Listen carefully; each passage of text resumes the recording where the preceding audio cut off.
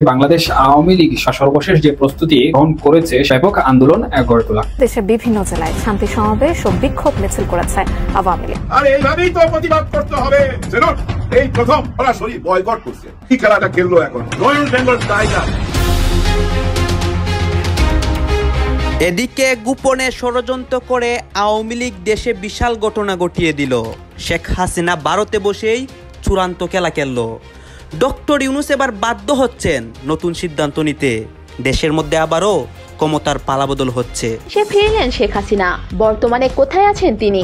ছাত্র জনতার বিক্ষোভের মুখে গত 5ই আগস্ট পদত্যাগ করেন শেখ হাসিনা। এরপর ভারতের পাঠানো সামরিক হেলিকপ্টারে শেখ হাসিনা পলায়ন করেন। শেখ হাসিনার প্রধানমন্ত্রী হয়ে দেশে ফেরার যে বিষয়টি রয়েছে সেই বিষয়টি কিন্তু অনেকটাই শাসক গোষ্ঠীর সবসময় তার নিজের মতো করে ইতিহাস নির্মাণের অপচেষ্টা করে, তাতে ইতিহাসে কিছু যায় আসে না, যেহেতু আমরা সবাই জানি। নতুন করে কথা বলার কারণ হচ্ছে শুধুমাত্র আহত এবং নিহতদের পরিবারকে সহায়তা করাই সরকারের উদ্দেশ্য নয়, ইতিহাসকে বিকৃতভাবে বা ইতিহাসকে খণ্ডিত করা সরকারের অন্যতম একটি লক্ষ্য। কেউ কেউ বলেছেন যে বর্তমান যে সংবিধান সংস্কার কমিশনের যে প্রস্তাব রয়েছে, প্রক্রিয়াটা সিলেকশন হবে না, ইলেকশন হবে, অর্থাৎ 100টি আসনে নারীরাই কেবলমাত্র নির্বাচন করবে। সেই ক্ষেত্রে আমরা মনে করি এখন আমরা পূর্ণাঙ্গ গণতন্ত্রের পথে হাঁটার চেষ্টা করছি। আমাদের এখনো অবাধ সুষ্ঠু নির্বাচন আসেনি। গণতন্ত্রকে শক্তিশালী করার জন্য এটা এখনো নির্মাণাধীন, পরিপূর্ণ নির্মাণ হয়নি। যত ফোন রেকর্ড আমরা ফাঁস হয়ে যেতে দেখেছি, সেসব ফোন রেকর্ডের বেশিরভাগই সংবাদপত্র অফিসে সংবাদ মাধ্যমের কাছে চলে এসেছিল। তারা কি এনসিপির সর্বনাশ ডেকে আনতে চাইছে? তারা কি এনসিপির এই সব গুণধর নেতাদের গুণ ফাঁস করে দিতে চাইছে? Octopus attack. অক্টোপাস মানে বোঝেন যার 8টা পা আছে, যেমন অক্টোপাস দেখি, অক্টোপাস মানে 8টা পা বিশিষ্ট। দেখা যাক এই 8টার মধ্যে আসলে কোনটা কি কাজ করে। হ্যাঁ, বাংলাদেশের মধ্যে প্রতিনিয়তই এখন অ্যাটাক করার পরিকল্পনা চলছে। বাংলাদেশের মধ্যে তাণ্ডব গোটানোর মহা পরিকল্পনা চলছে। দর্শক শ্রোতা, শেখ হাসিনা ভারতে বসে, তারা কিন্তু বসে নাই, তার কর্মীদের মাধ্যমে দেশের মধ্যে অস্থিতিশীল পরিবেশ ঘটাতে চায়, দেশের মধ্যে তাণ্ডব ঘটাতে চায় এবং সে আবারও দেশের মধ্যে ঢুকতে চায় এবং ক্ষমতার চেয়ারে বসতে চায়। দর্শক শ্রোতা, এই বিষয়গুলো পর্যালোচনা করে সন্ধ্যার পর কি কি ঘটনা ঘটতেছে আজকে দেশের মধ্যে এবং এই নিয়ে ডক্টর ইউনূস সমন্বয়ক উপদেষ্টা এবং দেশের যারা নেতাকর্মী রয়েছে তারা কি পদক্ষেপ নিচ্ছেন, তারা কিন্তু অনেক বক্তব্য দিচ্ছেন এবং তাদের বক্তব্যের মাধ্যমে অনেক তথ্য ছড়াচ্ছে। গাইজ, এই বিষয়গুলো দেখে আন্তর্জাতিক বিভিন্ন মাধ্যম যেমন জাতিসংঘ, আমেরিকা, ডোনাল্ড ট্রাম্প, তারা কিন্তু বাংলাদেশের প্রতি অ্যাকশন নিচ্ছে। কেন দেশের মধ্যে এইসব হবে? সবকিছু দেখতে পারবেন এই একটি ভিডিওতে। আপনারা সর্বশেষ দেশের আপডেটটি দেখতে হলে সম্পূর্ণ ভিডিওটি কন্টিনিউ করেন। আসুন আমরা কথা বলাচ্ছি না, আমরা সরাসরি ভিডিওর মূল আলোচনায় চলে যাচ্ছি। আওয়ামী লীগ সরকারের পতনের পর থেকে এখন পর্যন্ত বাংলাদেশের যে রাজনীতির মাঠ রয়েছে সেই রাজনীতির মাঠে কিন্তু বাংলাদেশ আওয়ামী লীগ ঘুরে দাঁড়াতে পারেনি কিংবা ঘুরে দাঁড়াতে সক্ষম হয়নি। যদিও বাংলাদেশ আওয়ামী লীগ বিভিন্ন ধরনের কর্মকাণ্ড বা কর্মসূচি গ্রহণ করেছিল কিংবা দিয়েছিল রাজনীতির মাঠে সক্রিয় হওয়ার জন্য, কিন্তু সেই সকল কর্মকাণ্ড বা কর্মসূচি খুব একটা যে সুদূর প্রসারী ফলাফল নিয়ে এসেছে বাংলাদেশের রাজনীতির অঙ্গনে তা কিন্তু নয়। বরঞ্চ বাংলাদেশ আওয়ামী লীগের এই সকল কর্মকাণ্ড বা কর্মসূচিকে দাবিয়ে রাখার জন্য আমরা দেখেছি যে অন্তর্বর্তীকালীন সরকার এমন অনেক পদক্ষেপ গ্রহণ করেছে যে সকল পদক্ষেপগুলোর কারণে বাংলাদেশ আওয়ামী লীগের রাজনৈতিক যে অবস্থান রয়েছে বা রাজনৈতিক যে লেভেল প্লেইং ফিল্ড রয়েছে সেই লেভেল প্লেইং ফিল্ড কিন্তু হারিয়ে গেছে। এখন বাংলাদেশ আওয়ামী লীগ তাদের অভ্যন্তরীণ বিভিন্ন ধরনের জটিলতার কারণেও কিন্তু ঐক্যবদ্ধ হতে পারছে না। আবার অনেকেই বলছেন বাংলাদেশ আওয়ামী লীগ নেতৃত্ব সংকটে ভুগছে বা নেতৃত্ব শূন্যতায় ভুগছে, যার কারণে দেশের অভ্যন্তরীণ রাজনীতি করার জন্য যে ঐক্যবদ্ধতা প্রয়োজন বা যে কমান্ড প্রয়োজন সেই কমান্ড এখন পাচ্ছে না। তাহলে ভারতীয় গণমাধ্যম সমূহ বাংলাদেশ আওয়ামী লীগ নিয়ে যে সকল প্রচার প্রচারণা করছে সেই সকল প্রচার প্রচারণার ভিত্তি আসলে কোথায় এবং বাংলাদেশ আওয়ামী লীগের সর্বশেষ প্রস্তুতি বলতে বা বৃহৎ প্রস্তুতি সম্পূর্ণ বলতে এখানে আসলে কি বোঝানো হয়েছে? এখানে একটি বিষয়ে আমি মনে করি সেটি হচ্ছে বাংলাদেশ আওয়ামী লীগ সর্ববৃহৎ বা সর্বশেষ যে প্রস্তুতি গ্রহণ করেছে সেটি হচ্ছে বাংলাদেশের অভ্যন্তরীণ রাজনীতিতে ঘোরার জন্য লেভেল প্লেইং ফিল্ড তৈরি করা এবং ব্যাপক আন্দোলন গড়ে তোলা। কারণ এখানে ভারতীয় গণমাধ্যম সমূহ একটি বিষয়ে বলছে সেটি হচ্ছে শেখ হাসিনার দেশে ফেরা নিশ্চিত, কিন্তু বাংলাদেশের অন্তর্বর্তীকালীন সরকারের গৃহীত পদক্ষেপ এবং বাংলাদেশ আওয়ামী লীগ পতন হওয়ার যে প্রেক্ষাপট রয়েছে বাংলাদেশে সেই প্রেক্ষাপটগুলো যদি আমরা একটু তুলনা করি তাহলে শেখ হাসিনার প্রধানমন্ত্রী হয়ে দেশে ফেরার যে বিষয়টি রয়েছে সেই বিষয়টি কিন্তু অনেকটাই অনিশ্চিত। এখানে আন্তর্জাতিক রাজনীতি যতই চাপ প্রয়োগ করুক না কেন, প্রধানমন্ত্রী হয়ে শেখ হাসিনার দেশে ফেরা কিন্তু কোনোভাবেই এখন পর্যন্ত সম্ভব হয়ে ওঠেনি। যদি এই বিষয়টি সম্ভব হতো তাহলে আরো পূর্বে কিন্তু শেখ হাসিনা প্রধানমন্ত্রী হয়ে ফিরে যেতে পারতেন। এখন শেখ হাসিনা যদি প্রধানমন্ত্রী হয়ে ফিরতে না পারেন তাহলে শেখ হাসিনার দেশে ফেরার যে বিষয় সেটি আসলে কি? সেটি হচ্ছে ব্যাপক গণ আন্দোলন তৈরি করা, বাংলাদেশ আওয়ামী লীগের লেভেল প্লেইং ফিল্ড তৈরি করা এবং এই লেভেল প্লেইং ফিল্ড যতক্ষণ পর্যন্ত না তৈরি হবে ততক্ষণ পর্যন্ত না বাংলাদেশ আওয়ামী লীগ বাংলাদেশের রাজনীতির মাঠে সক্রিয়তা অর্জন করতে পারবে, না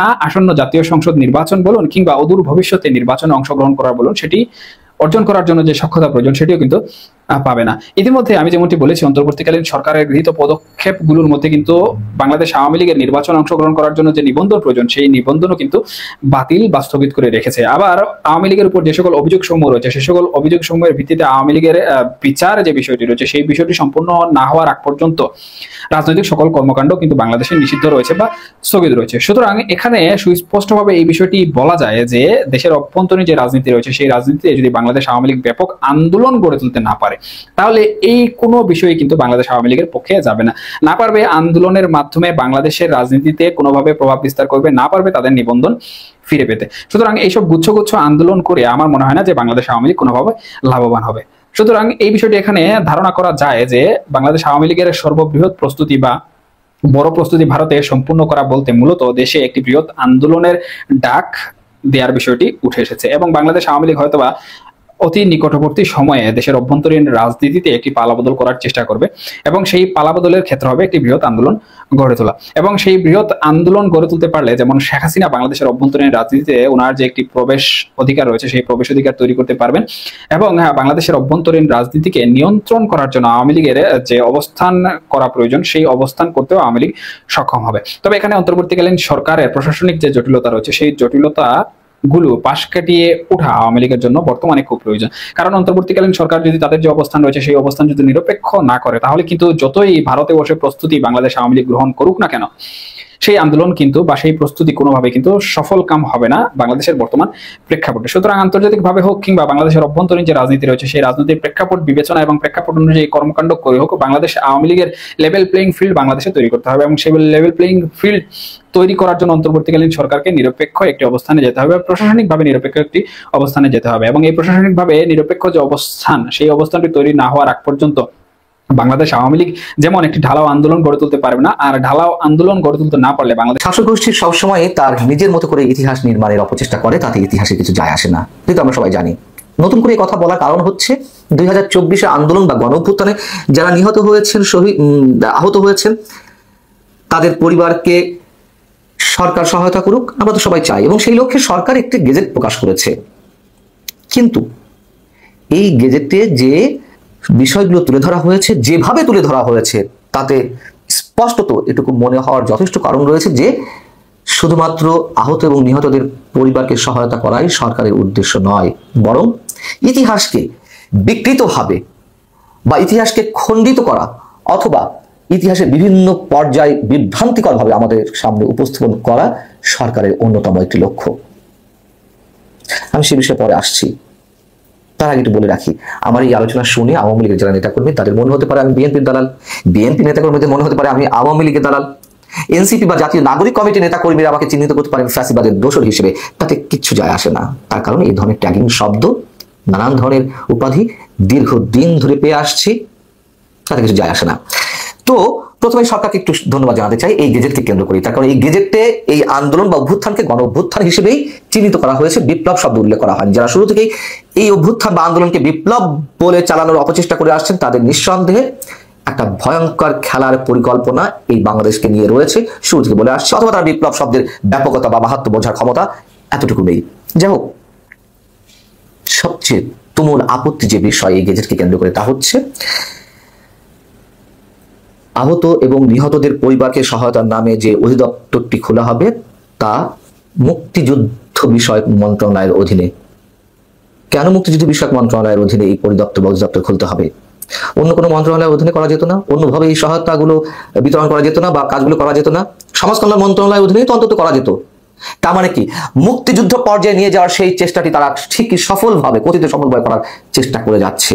হয় মুক্তিযুদ্ধের মর্যাদা 24-এর পর্যায়ে নামিয়ে আনার চেষ্টা, অথবা 24-কে মুক্তিযুদ্ধ পর্যায়ে নিয়ে যাওয়ার একটা ভয়ঙ্কর অপচেষ্টা। আবারও এ নিয়ে কথা বলেছে অনেকবার, কিন্তু যেহেতু সরকারিভাবে গেজেটে এই কথাগুলো বলা হচ্ছে, আবারও আমাদেরকে কথা উল্লেখ করতে হচ্ছে। গেজেটের শুরুতেই যদি বলা হচ্ছে জুলাই গণ অভ্যুত্থানে শহীদ পরিবার ও যোদ্ধাদের কল্যাণ ও পুনর্বাসন এবং ইতিহাস সংরক্ষণে অধ্যাদেশ, ইতিহাস সংরক্ষণে মানে ইতিহাস শুধু 24-এরটা সংরক্ষণ করা হবে, আর কতটা ভয়ঙ্করভাবে সংরক্ষণ করা হচ্ছে পেছনে ইতিহাস মুছে ফেলে বা বিকৃত করে তা এর মধ্যে যা যা বলা হচ্ছে তার মধ্যে দিয়ে স্পষ্ট। যেমন অধ্যাদেশে বলা হচ্ছে যে জানুয়ারি 2009 খ্রিস্টাব্দ থেকে ফ্যাসিস্ট আওয়ামী লীগ সরকারের অধীনে দলীয়করণ, দুর্নীতি ও পরিবারতন্ত্র প্রতিষ্ঠার ফলে রাষ্ট্রের সব প্রতিষ্ঠান অকার্যকর, অন্যায়ভাবে শক্তি প্রয়োগ করে বিরোধী মত দমন, গুম ও বিচার বহির্ভূত হত্যা, দেশের অর্থ পাচার, লুটপাট, নারী ও সংখ্যালঘু জনগোষ্ঠী কাঠামোগত সহিংসতার শিকার, জনগণের বাক স্বাধীনতা ও ভোটাধিকার হরণ এবং দেশের সার্বভৌমত্ব বিপন্ন করে জনগণকে শঙ্কিত করা হয়েছে। এই যে কথাগুলো বলা হচ্ছে, এর মধ্যে দুটি শব্দ বিষয় সবচেয়ে আমার তুমুল আপত্তি, আর বাকিগুলোর সঙ্গে আমি একমত। একটি হচ্ছে ফ্যাসিস্ট, আর একটি হচ্ছে সার্বভৌমত্ব বিপন্ন করা। বরং সার্বভৌমত্ব এখন বিপন্ন করা হচ্ছে। ফ্যাসিস্ট যদি আওয়ামী লীগকে বলতে হয়, বর্তমান সরকারকে বলতে হবে, স্পষ্ট করে বলছি। আর বাকি যা হয়েছে তার সেসব বিষয়ে কোনো আপত্তি নেই, আওয়ামী লীগের সময় এইগুলো হয়েছে। কিন্তু প্রশ্ন হচ্ছে শুধু 2009 থেকে 2024 পর্যন্তই এই ঘটনাগুলো ঘটেছে, এর পেছনে ইতিহাস আমরা ভুলে যাবো, মুছে ফেলবো, সব ধরনের বৈধতা দিয়ে দেবো যা কিছু হয়েছে, অথবা আর যারা শহীদ হয়েছেন তাদেরকে মর্যাদা দিব না? যেমন আমি যদি বলি যে 75-এর যে নির্মম হত্যাকাণ্ড, যে ট্র্যাজেডি, তাকে আমরা অস্বীকার করব? মানে যা কিছু হয়েছে, যেহেতু এখানে 71-এর পর হঠাৎ করে 45-46 বছর পরে এসে, মানে 2009 থেকে বা 3.5-36 বছর পরে এসে 2009 থেকে, যেমন হঠাৎ করে 1971-এর পরে 2009 থেকে শুরু করা হয়েছে, প্রায় 3.5 বছর বা 38 বছর পরে এসে এর মধ্যে কিছু ঘটেনি। 75-এর নির্মম হত্যাকাণ্ড, যে ট্র্যাজেডি, সেটিকে আমরা এত সহজেই অস্বীকার করে ফেলবো? জেনারেল জিয়াউর রহমান, সাবেক রাষ্ট্রপতি বা সাবেক রাষ্ট্রপতি জেনারেল এরশাদের যে সামরিক শাসন, সেগুলো গণতন্ত্রকে হরণ করা নয়? যারা শহীদ হয়েছেন এরশাদ বিরোধী আন্দোলনে, জাফর, জয়নাল, দীপালি সাহা, রাউফুন বসুনিয়া, ডাক্তার মিলন, নূর হোসেন, তাদেরকে অস্বীকার করব? মানে শুধুমাত্র 2024-এর আগে থেকে, যেমন 1971 থেকে হঠাৎ 2009 থেকে শুরু করা হলো, 2009 থেকে 2024 পর্যন্ত যা উল্লেখ করা হলো, এর আগে এমন কিছু ঘটেনি? গণতন্ত্র হত্যা, বাক স্বাধীনতা হরণ, মানুষের শহীদ হওয়া গণতান্ত্রিক আন্দোলনে। 75-এর যে নির্মম হত্যাকাণ্ড, যে ট্র্যাজেডি, সেটিকে আমরা অস্বীকার করব? সাবেক রাষ্ট্রপতি জেনারেল জিয়াউর রহমান বা জেনারেল এরশাদের সময় যে সামরিক শাসন, সেগুলো কি গণতন্ত্রকে হত্যা করা নয়? সব বেশি আওয়ামী লীগের সময় করেছে। এরশাদ বিরোধী আন্দোলনে জাফর, দীপালি সাহা, জয়নাল, রাউফুন বসুনিয়া, ডাক্তার মিলন, নূর হোসেনের মতন যে মানুষেরা শহীদ হয়েছেন, তারা শহীদ হননি, শুধু শহীদ হয়েছে এই 2024-এর আন্দোলনে। মানে আওয়ামী লীগকে টার্গেট করতে গিয়ে কিভাবে ইতিহাসের বিকৃতি ঘটানো হয়েছে, কিভাবে ইতিহাস সংরক্ষণ করতে গিয়ে শুধুমাত্র 24-এর, তাও তো বিতর্কিত ভাবে যত ফোন রেকর্ড আমরা ফাঁস হয়ে যেতে দেখেছি, সেসব ফোন রেকর্ডের বেশিরভাগই সংবাদপত্র অফিসে, সংবাদ মাধ্যমের কাছে চলে এসেছিল সামরিক গোয়েন্দা সংস্থা কিংবা এনটিএমসি, ওই যে ন্যাশনাল টেলিকমিউনিকেশন মনিটরিং সেন্টার, যার মাধ্যমে টেলিফোনে আড়ি পাতার সর্বাধুনিক প্রযুক্তি নিয়ে আসা হয়েছিল এবং টেলিফোনে আড়ি পাতা হচ্ছিল। তাহলে এনটিএমসি কিংবা সামরিক গোয়েন্দা সংস্থা ডিজিএফআই, তারা কি এনসিপির সর্বনাশ ডেকে আনতে চাইছে? তারা কি এনসিপির এই সব গুণধর নেতাদের গুণ ফাঁস করে দিতে চাইছে? জাতীয় নাগরিক পার্টি এনসিপি তাদের অত্যন্ত সক্রিয় এবং সরব যুগ্ম আহ্বায়ক সারোয়ার তুষারের বিরুদ্ধে সামাজিক যোগাযোগ মাধ্যমে নৈতিক স্খলনের অভিযোগ ওঠার পর তাকে কারণ দর্শানোর নোটিশ দিয়েছে। আপনারা জানেন এনসিপি বরাবরই কারণ দর্শানোর নোটিশ দেওয়ার ব্যাপারে কোনো দ্বিধা করে না, ভীষণ সক্রিয়। এর আগেও 400 কোটি টাকা পাঠ্যপুস্তক বোর্ড থেকে কাগজ বাণিজ্য করে হাতিয়ে নেওয়ার অভিযোগে ইনকিলাবে তানভীর নামে এক সমন্বয়কের বিরুদ্ধে অভিযোগ উঠলে তাকেও জাতীয় নাগরিক পার্টি শোকজ করেছিল। সেই তানভীরের বিরুদ্ধে এছাড়াও অভিযোগ ছিল যে সারা দেশের ডিসি নিয়োগ করে তিনি নাকি শত শত কোটি টাকা হাতিয়ে নিয়েছেন। তার মানে চুরি কিংবা যৌন হয়রানি কোনো বিষয়েই যখন সামাজিক মাধ্যম কিংবা সংবাদ মাধ্যমে খবর এমনভাবে ছড়িয়ে পড়ে যে জাতীয় নাগরিক পার্টি আর সামাল দিতে পারে না, তখন তারা কারণ দর্শানোর নোটিশ বা শোকজ জারি করে। তবে দলের ভেতরে এর আগে যে তারা বিষয়গুলো জানতো না, এর কোনো প্রমাণ পাওয়া যায় না। যেমন এক্ষেত্রে সারোয়ার তুষারের যে ভয়াবহ কুরুচিপূর্ণ কথোপকথন ফাঁস হয়ে গেছে দলের একজন কর্মীর সঙ্গে, নারী কর্মীর সঙ্গে তিনি যে ভাষায় কথা বলছেন, সেই নারী কর্মী কিন্তু ভুক্তভোগী হিসেবে দলীয় নেতৃবৃন্দকে জানিয়েছিলেন যে সারোয়ার তুষার তাকে ক্রমাগতভাবে যৌন হয়রানি করছেন।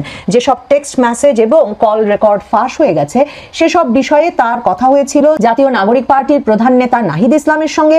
নাহিদ ইসলাম তাকে অন্য দুজন নেতার সঙ্গে কথা বলতে দেন। আর এই নারী ভুক্তভোগী সবচেয়ে বড় যে কথাটা বলেছেন যে তিনি গিয়েছিলেন দলের নারী মুখপাত্র মানে সামান্থা শারমিনের কাছে এই সারোয়ার তুষার যে তাকে যৌন হয়রানি করছেন সে বিষয়ে অভিযোগ তুলে ধরতে বা একটা সুরাহা করতে সামান্থা শারমিন তাকে উল্টে বলেছেন যে আপনি যে সারোয়ার তুষারকে তুমি তুমি করে কথা বলেন তাতে কি তাকে একরকম ইনভাইট করা হয় না? মানে এই দল ভর্তি যে কি ধরনের চিন্তা ভাবনার মানুষ আর কি কি সব গুণধর চোর এবং যৌন বিকৃতি সম্পন্ন তরুণেরা যুক্ত হয়েছেন এর বোধহয় খুব বড় আর কোনো প্রমাণের দরকার হয় না। মানে একজন নারী বলছেন আরেকজন নারী যদি একজন পুরুষকে তুমি বলেন তাহলেই নাকি তাকে যৌন হয়রানির ইনভাইট করা হচ্ছে। অন্যদিকে যতক্ষণ না কল রেকর্ড আর টেক্সট মেসেজ ফাঁস হচ্ছে সামাজিক যোগাযোগ মাধ্যমে আর তীব্র নিন্দার ঝড় উঠছে ততক্ষণ পর্যন্ত দলেও কেউ নড়ে চড়েও বসে না, কারণও দর্শায় না, এমনকি নাহিদ ইসলাম ডেকে সারোয়ার তুষারকে একটু ধমকেও দেয় না বা কোনো দলীয় সালিশেরও ব্যবস্থা করে না।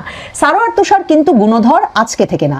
এই যৌন হয়রানির গুণ বা নারীদেরকে উত্তপ্ত করা হয়রানি করা এ ধরনের আচরণের অভিযোগ তার বিরুদ্ধে দীর্ঘ সময়ের। আওয়ামী লীগ বিরোধী রাজনীতির রাজনৈতিকদের এবং বুদ্ধিজীবীদের একটা গুরুত্বপূর্ণ সংগঠন রাষ্ট্রচিন্তা, সেই রাষ্ট্রচিন্তার সদস্য ছিলেন সারোয়ার তুষার এবং 2021 সালের জানুয়ারিতে তার বিরুদ্ধে সেখানে আরেকজন নারী কর্মী অভিযোগ আনলে বিখ্যাত আলোকচিত্র শিল্পী দ্রিকের শহীদুল আলম, ঢাকা বিশ্ববিদ্যালয়ের সমাজ বিজ্ঞানের অধ্যাপক সামিনা লুৎফা, গবেষক অ্যাক্টিভিস্ট দিলশানা পারুল, অ্যাডভোকেট জ্যোতির্ময় বড়ুয়া এরা সকলে মিলে তদন্ত কাজ পরিচালনা করেন সারোয়ার তুষারের বিরুদ্ধে যৌন হয়রানির অভিযোগের। তবে সেবার নাকি তারা সারোয়ার তুষারের বিরুদ্ধে অকাট্য কোনো প্রমাণ না পাওয়ায় অমীমাংসিতভাবে সারোয়ার তুষারকে রাষ্ট্রচিন্তার তরফে তখন যৌন হয়রানির অভিযোগ থেকে মুক্তি দেওয়া হয়। এই রাষ্ট্রচিন্তা হচ্ছে সেই দল যেই দলের সাথে তখন ঐক্যবদ্ধভাবে জোট গঠন করে রাজনীতি করার সিদ্ধান্ত নিয়েছিল জোনায়েদ সাকির গণসংহতি আন্দোলন, নুরুল হক নুরুল ছাত্র যুব শ্রমিক অধিকার পরিষদ,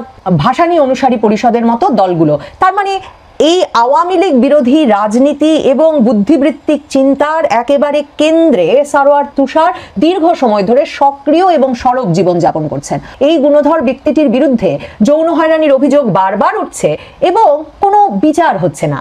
এবার রেকর্ড ফাঁস হয়ে গেছে, টেক্সট মেসেজ ফাঁস হয়ে গেছে।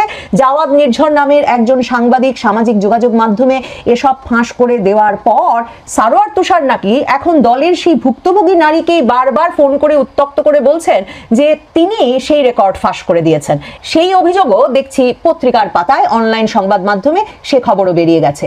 গুণধর সারোয়ার তুষার অবশ্য এখন সামাজিক যোগাযোগ মাধ্যমে লিখছেন যে এভাবে এ ধরনের কল রেকর্ড ফাঁস করে দিয়ে নারীদের সম্মান মর্যাদা ব্যক্তিগত জীবনকে ক্ষতিগ্রস্ত করার তিনি বিপক্ষে। মানে নারীর মর্যাদার প্রতি সারোয়ার তুষার এবং তার দল জাতীয় নাগরিক পার্টি এনসিপির সে যে কি উদ্বেগ, সে যে কি উৎকণ্ঠা তার এক জলজ্যান্ত প্রমাণ আসলে এই ঘটনা, এই ফোন রেকর্ড, এই টেক্সট মেসেজগুলো। এবং সবচেয়ে বড় প্রমাণ এই যে ভুক্তভোগী নারী দলের নারী নেত্রী এবং প্রধান নেতার কাছে গিয়ে কোনো সমাধান পাননি, কিংবা এই ঘটনা ফাঁস হওয়ার আগে তারা এই গুণধর সারোয়ার তুষারকে কোনো শোকজ করারও প্রয়োজন বোধ করেনি। দেখুন, এটাই জাতীয় নাগরিক পার্টি এনসিপির রাজনীতি। আমার কাছে এই ঘটনাটি প্রধানত কৌতূহলোদ্দীপক, ইন্টারেস্টিং মনে হচ্ছে এই কারণে যে কে এই কল রেকর্ড ফাঁস করলো। ভুক্তভোগী নারী যদি কল রেকর্ড ফাঁস করবেন, তার নিজের পরিচয় ব্যক্তিগত জীবনকে এতটাই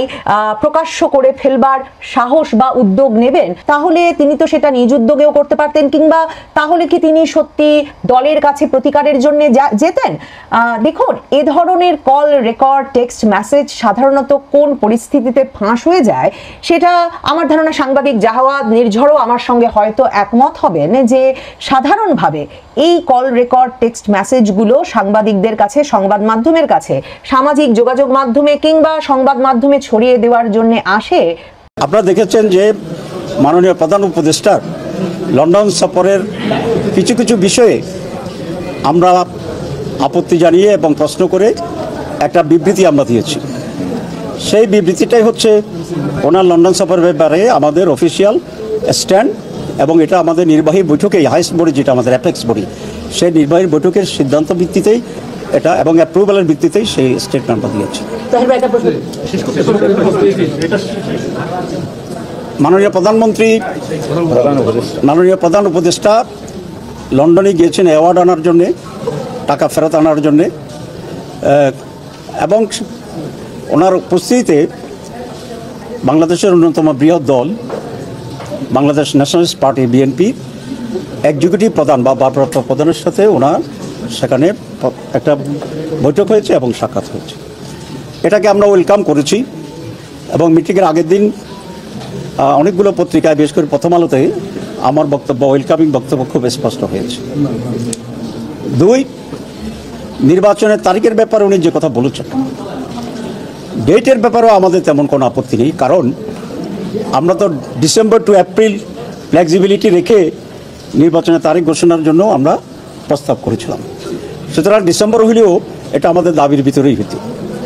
এখন যে ফেব্রুয়ারির ব্যাপারে করার কিছু শর্ত সাপেক্ষে যে ফেব্রুয়ারির কথা বলা হয়েছে, সেখানেও আমাদের প্রস্তাবের ভিতরেই আছে। এপ্রিলে যদি হয়তো যেটা উনি ছিলেন সেটাও আমাদের প্রস্তাবের ভিতরেই ছিল।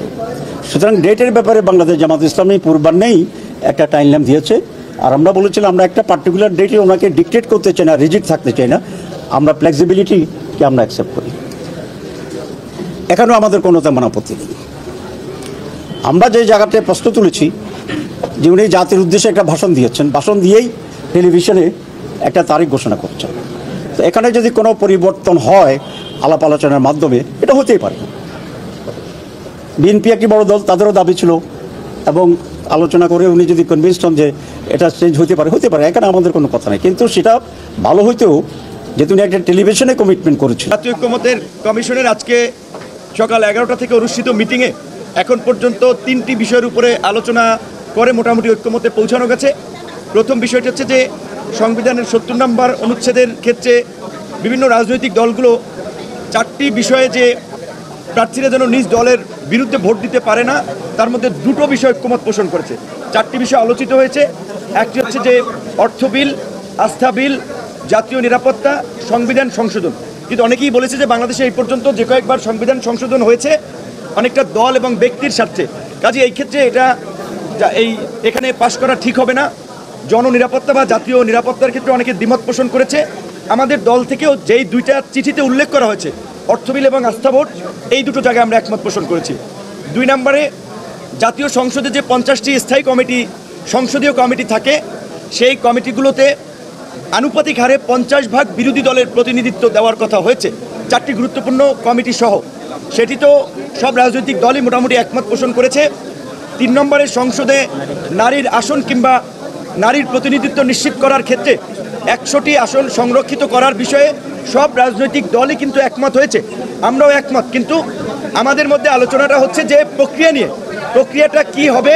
কেউ কেউ বলেছেন যে বর্তমান যে সংবিধান সংস্কার কমিশনের যে প্রস্তাব রয়েছে 100টি আসনের নারীদের জন্য ফিক্স থাকবে, কিন্তু প্রক্রিয়াটা সিলেকশন হবে না, ইলেকশন হবে, অর্থাৎ 100টি আসনে নারীরাই কেবলমাত্র নির্বাচন করবে। গাইজ আপনারা তো দেখলেন এখানে কি কথা হচ্ছে। অনেকেই কিন্তু অনেক কথা বলতেছে, অনেকে আলোচনা করতেছে, অনেকে সমালোচনা করতেছে। বর্তমান রাজনৈতিক প্রেক্ষাপটগুলো নিয়ে অনেক রকম কথা কিন্তু বর্তমানে সামাজিক যোগাযোগ মাধ্যমে ভাইরাল হয়েছে, এবং সেইগুলোর কিছু অংশবিশেষ আপনাদেরকে দেখিয়েছি এবং অনেক কিছুই আপনাদেরকে দেখানোর চেষ্টা করেছি। দর্শক শ্রোতা, এইসব দেখে আপনাদের কি মনে হচ্ছে যে তারা যে এইসব কথাগুলো বলতেছে, এইসব ঘটনাগুলো যে দেশের মধ্যে হচ্ছে, এই পরিস্থিতির মধ্যে পড়ে বাংলাদেশটা ঠিক কোন দিকে যাচ্ছে? দর্শক শ্রোতা, আমাদের দেশের মধ্যে অনেকেই কিন্তু ভালো কাজ করার জন্য আসে, তাদেরকে সাধারণ মানুষরা বিপক্ষ কথা বলে। বাংলাদেশটা আসলে ঠিক এমনই, ভালো মানুষের কদর কেউ দিতে জানে না। গাইজ এতক্ষণ আপনাদেরকে যা কিছু দেখিয়েছি সব কিছু কিন্তু আমরা সোশ্যাল মিডিয়া থেকে সংগ্রহ করেছি, এইখানে আমাদের নিজস্ব কোনো মন্তব্য নেই। এইসব দেখে আপনাদের কি মনে হচ্ছে এবং আপনাদের মন্তব্য কি, এটা কিন্তু আপনারা অবশ্যই কমেন্ট বক্সে লিখে যাবেন। আমি আবারও বলতেছি, এতক্ষণ যা কিছু দেখেছেন সব কিছু কিন্তু আমরা সোশ্যাল মিডিয়া থেকে নিয়ে এসেছি এবং আপনাদের সামনে তুলে ধরেছি। দর্শক শ্রোতা, এই ভিডিও সর্বশেষে আপনাদের কাছে আমার একটা রিকোয়েস্ট থাকবে, আমার চ্যানেলটি আপনারা সাবস্ক্রাইব করবেন এবং পাশে থাকা বেল আইকনটি বাজিয়ে যাবেন, যাতে করে নেক্সট ভিডিওটা সবার আগে আপনাদের কাছে পৌঁছায়। ধন্যবাদ।